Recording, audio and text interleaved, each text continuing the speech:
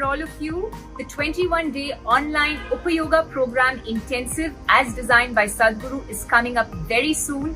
A golden opportunity for you to build on to your immunity. Make sure you make good use of it. You will find all the details in the link in the description below. Today there is substantial scientific evidence to show that water has tremendous memory. If you just generate a thought looking at the water, the molecular structure of the water will change. Just a look, the molecular structure of the water will change. If you touch it, it will change. How you touch it is very important. So now for example, they're keeping it in a copper vessel with a flower on top of it, because this is the God. What other God? If you don't drink water for one day, this is the only God, no other God, isn't it? So, how you treat the water, the memory remains for a long period. So before we consume it or before it touches our body, how we treat the water changes the quality of everything in our system. This is a science we have always known. But today modern science has done enormous amount of experimentation on this. Now they're saying water is a liquid computer. The volume of memory and intelligence it carries by itself. It is a liquid computer. This is what they're saying, it's a fluid computer. We have always known this. What is called as tirth, why for one drop of water people go and stand in a temple, is because it has the memory of the divine. You want to take that into your system. If the deity is powerful and the water has touched the deity, it has the memory of the divine, you want that to enter your system. Now modern science is insisting that water, the way you treat it is the way it's going to behave within you. And we must learn to treat it well. If we want to be healthy, if we want to be well, if we want to be successful, if we want to be prosperous, for all these things it's important the elements within you cooperate. If they don't cooperate, nothing will work. One simple thing you could do is how you treat the water, at least the water that you consume. I know today everybody is drinking water from plastic bottles. If you keep it in a metal vessel, particularly copper or copper alloy, the very nature of the water will change. And traditionally, I don't know if it's still maintained in this part of the country, but in southern India, even now it's pretty common in traditional homes, where every day there is a puja for the water vessel. They will put some vibhuti on it, some kumkum on it, and there's a small arati for the thing, because the water should… water has a enormous amount of memory, it remembers how you have treated and accordingly it'll behave.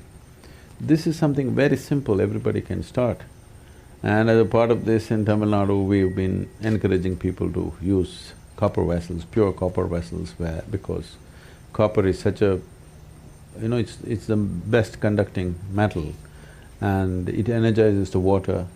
Energizing, if you check the if you check the chemical composition, it'll not change. That is the beauty of it. It's only the molecular structure of the water that will change.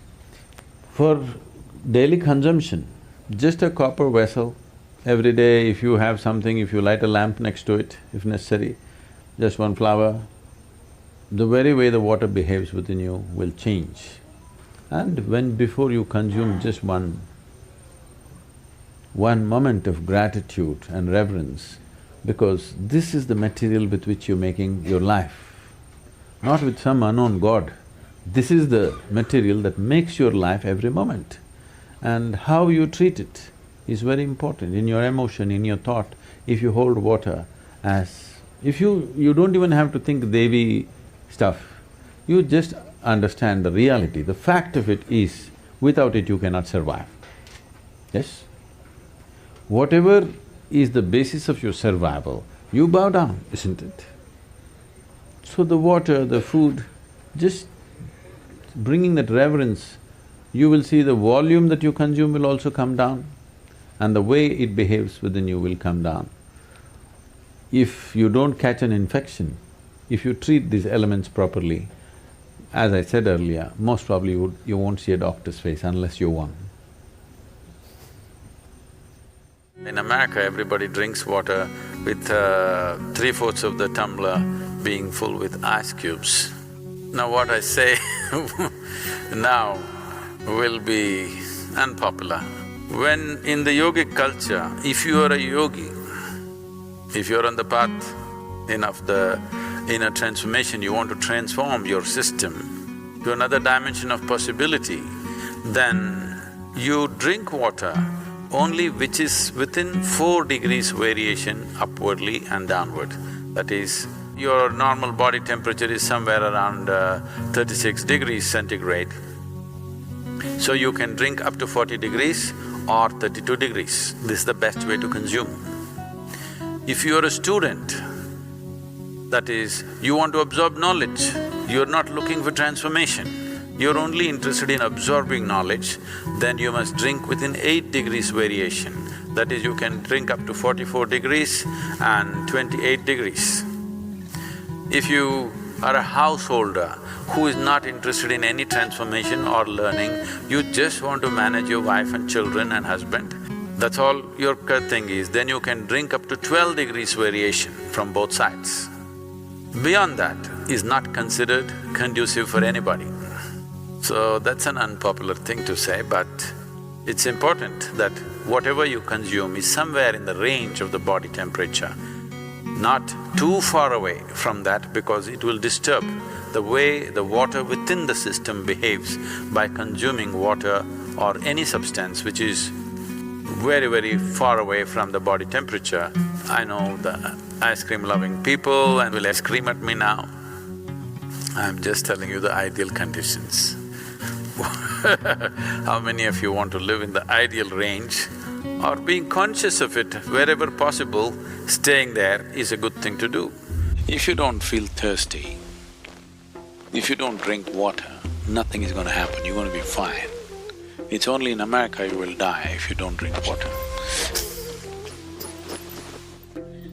And nowhere else people simply drink water. When they get thirsty, they drink water, otherwise they're fine, even in a desert.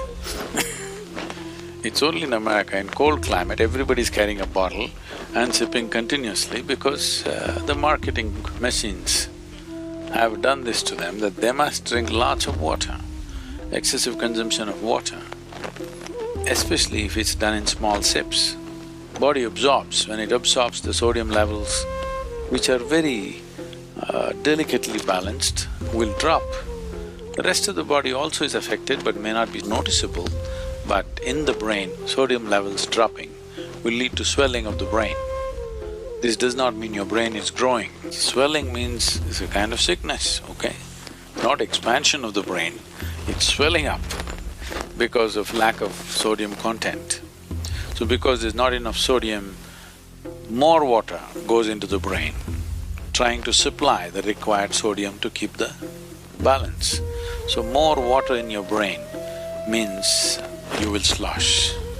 Psychological imbalances will come. See, if you drink lots of water at one go, body will decide how much to absorb, how much to throw out. But if you keep sipping through the day, body kind of gets deceived and tends to absorb more water than it should. But let's say right now you drink 2 liters of water, all of it is not going to go into the system. What is needed, it'll take, rest of it will be shunted out. Nobody need to drink water simply because you think it's a good thing to do. When you feel thirsty, you must drink water just to ensure you're drinking enough. Drink 10% more than what you actually need, a couple of cups more, just to ensure that you don't drink less. You have a certain amount of time before you can drink, that it's not an emergency. At the same time, when you need water, when you're thirsty, if you don't drink, it'll cause damage to the system. The damage to the heart is immense when the water that is needed is not there in the system. But when I say water, it is not just about drinking liquid water, you must eat high water content foods. If you eat a fruit, it's nearly 90% water. Vegetables and other things are over 70% water. When you consume food, at least it must be level with the percentage of water content in your own body.